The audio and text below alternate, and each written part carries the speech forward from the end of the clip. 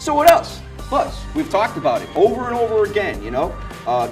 W. Cleon Scouse, you know, on a Food for Thought program, we've covered this. You know, back in the 50s, he found the FBI had discovered, you know, the 45 plant to destroy our country. And this is all going on, folks, you know.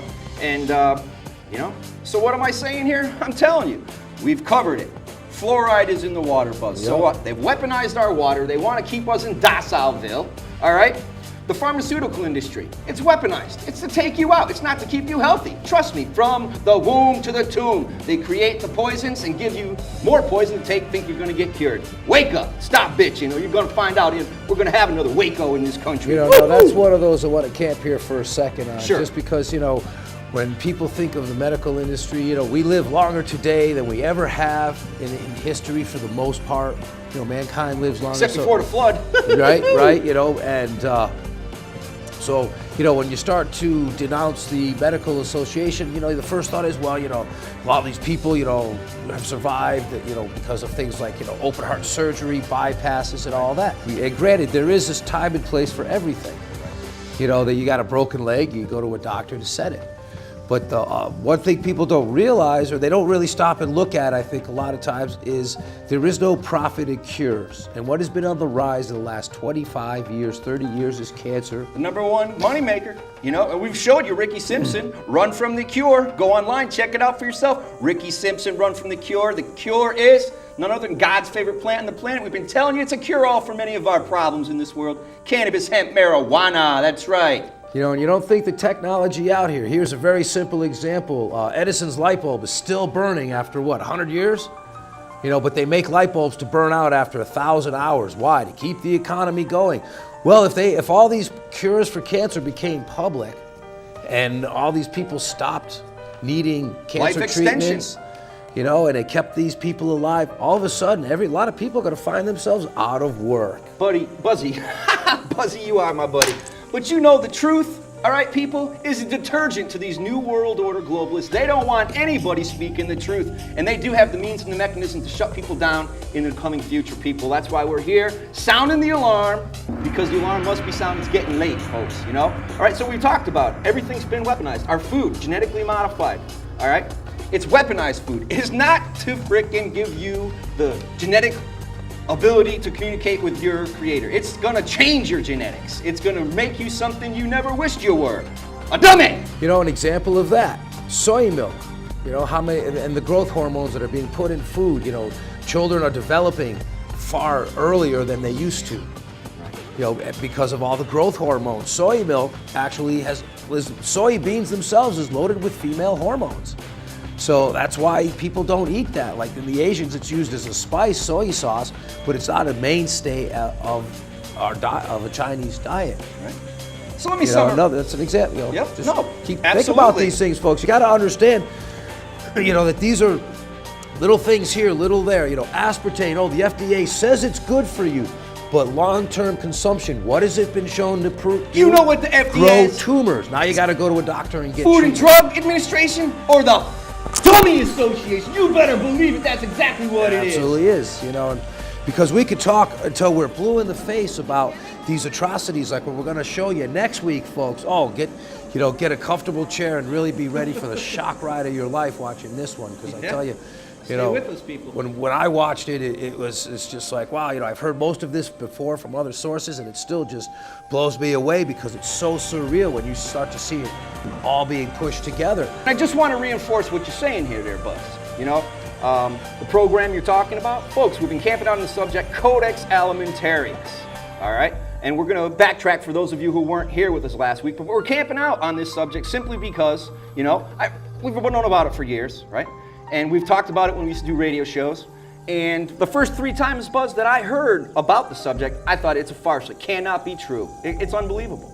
You know, so that's why we're camping out. And like Buzz was saying, the program we're going to be showing you is a production put together by Kevin Miller, all right? And it's called We Become Silent, all right? The Last Days of Health Freedom. And this was put together in 2006.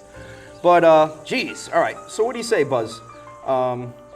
I just want to reiterate this, folks, because you need to understand this. I mean, I understand it very clearly. It frightens me, but my faith in God, it would be very irresponsible of me to not trust in the Lord and knowing that he is our protector and provider, and that he has, provided us the wisdom to ferret out this information, and that the future is going to be provided for in a manner that he would have us live. Now, folks, come on. I first woke up when I followed my dreams when I was in my 20s, and I found out that music was weaponized. Aleister Crowley, the first show we ever did on Food for Thought. AC, Mr. Crowley himself, the wickedest man in the world. All right. So when I found out my music was weaponized, I started to freak. All right. I realized the Luciferian world was real. All right. And then studying the National Education Association. Well, we talked about that, man.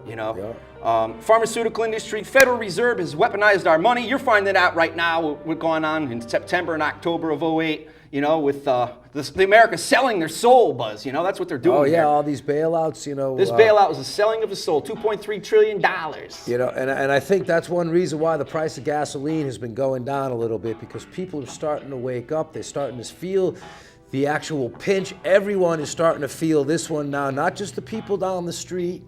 And people are starting to wake up a little bit and say, whoa, what is going on? Yep. And so, now let's lower the price of gasoline a little bit. They don't want to lose their profits. Right, they want to appease the people, Right, to keep them from really looking at what's going on. Put them back to sleep again and then notch it up once again 4 years later. So we're talking about the weaponization of everything. Our food, our water, our air with the chemtrails. Come on, folks, if you don't know what's going on. Yeah, it's all weaponized against us to destroy us, not to uplift us and encourage us to be who we were meant to be by our Creator. You got to know that, folks, all right? So, Buzz, when we started talking about Codex and we were... I care not who makes the laws. Right? And so Fritz Demers says, hey, I got an idea. I've been sitting in prison. I got an idea.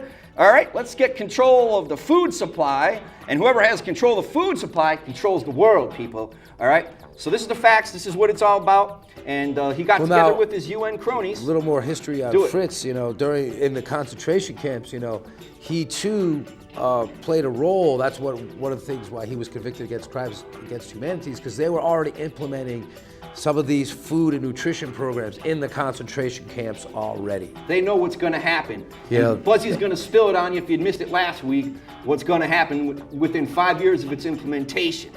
Right? So, do you have something else to say? Well, they've already practiced this a bit. This is what the concentration camps were all about. A lot of these implementations, Operation Paperclip. This is what you were talking about as far as the Nuremberg trials CIA and everything. Operation. A lot of the people who should have been tried were not tried. They were the booty of the war, right? Right. The Russian Soviet Union took their share of doctors. United States and the UK also split that prize. Plugged them into NASA, CIA, and basically justified taking these criminals and using them and saying, well, if we don't take them, our enemies will. Well, every bit of industry, not just like the space program, because they were more advanced. Nazis were, their weaponry was better than ours during World War II. All right, we just had more of it. So this Codex, all right, document comes out through the United Nations in 1962. It's a 15 or 16,000 page document. All right, and whoa, geez, Buzz. Yep, Who is this serving? We talked about it last week. It's not a public health organization. It's through the Trade Commission. They got their organization through the World Trade Organization. The Codex Alimentarius sir. is basically a trade agreement or a trade standard that have been adopted by the United Nations originally back in 1962 and has been implemented in this country, or has been implemented to some various degrees throughout the world since that time. You could go to Alimentarius or codexalimentarius.net, and it is their website, hosted by the World Trade Organization, or the World Health Organization, and the Food and Agriculture Organization. Now, that website is solely devoted to that documentation. Why don't you read a little bit from the preface on their own webpage there, Buzz? Yeah, this is from the second paragraph, or let's just take it from the top because it's pretty quick here, and this is from the understanding of the Codex, and this is how they always get you because it always sounds so benign and so well-intentioned and all that. It's evil. The Codex Alimentarius, or the Food Code, has become the global reference point for consumers, for producers, and processors, national food control agencies, and the international food trade. The code has an enormous impact on the thinking of food producers and processors, assessors, as well as